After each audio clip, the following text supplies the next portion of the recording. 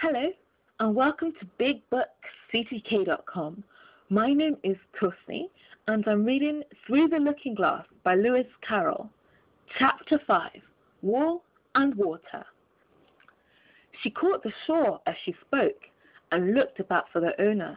In another moment, the White Queen came running wildly through the wood, with both arms stretched out wide, as if she were flying, and Alice very civilly went to meet her with a shawl.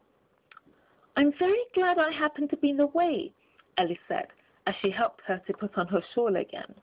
The White Queen only looked at her in a helpless, frightened sort of way, and kept repeating something in a whisper to herself that sounded like bread and butter, bread and butter.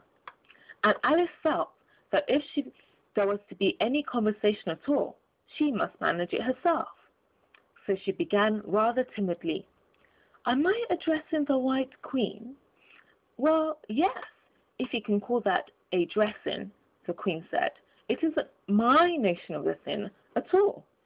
Alice thought it would never do to have an argument at the very beginning of their conversation. So she smiled and said, "If your Majesty will only tell me the right way to begin, I'll do it as well as I can." "But I don't want it done at all," groaned the poor Queen. "I've been dressing myself for the last 2 hours. It would have been all the better, as it seemed to Alice, if she had got someone else to dress her. She was so dreadfully untidy. "Every single thing's crooked," Alice thought to herself, "and she's all over pins. May I put your shawl straight for you?" she added aloud.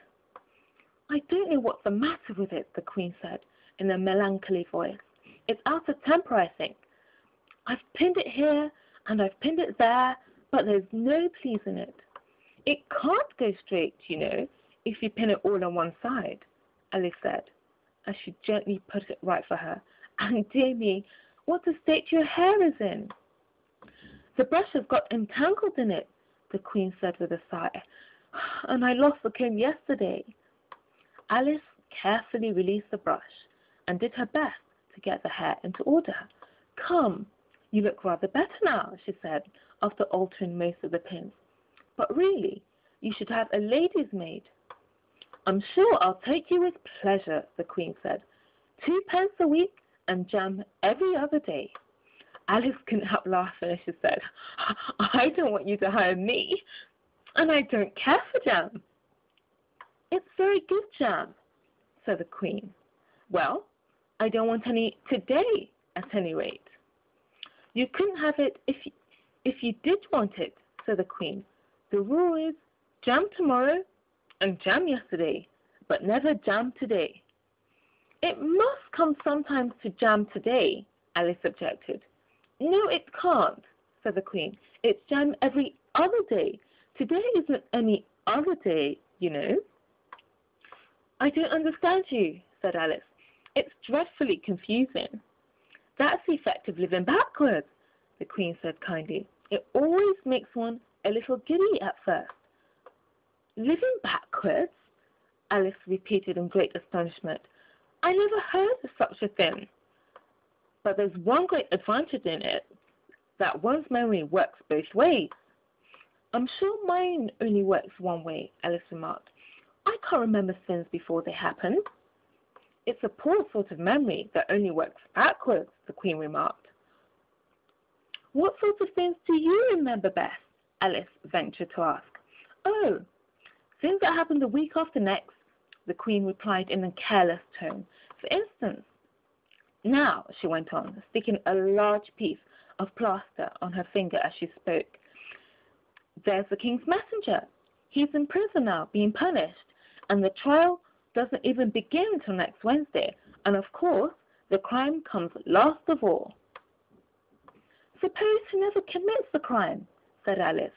"That would be all the better, wouldn't it?" the Queen said, as she bound the plaster round her finger with a bit of ribbon. Alice felt there was no denying that. "Of course it would be all the better," she said. "But it wouldn't be all the better his being punished." "You're wrong there, at any rate," said the Queen. "Were you ever punished?" "Only for faults," said Alice. And you were all the better for it, I know, the Queen said triumphantly. Yes, but then I had done the things I was punished for, said Alice. That makes all the difference. But if you hadn't done them, the Queen said, that would have been better still.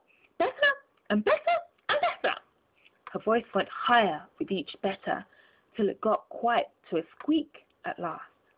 Alice was just beginning to say, there's a mistake somewhere, when the Queen began screaming so loud that she had to leave the sentence unfinished. Oh, oh, oh, shouted the Queen, shaking her hand about as if she wanted to shake it off. My finger's bleeding. Oh, oh, oh, oh. Thank you very much for watching.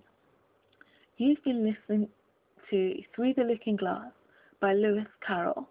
My name is Tosi, and this is BigBookCCK.com.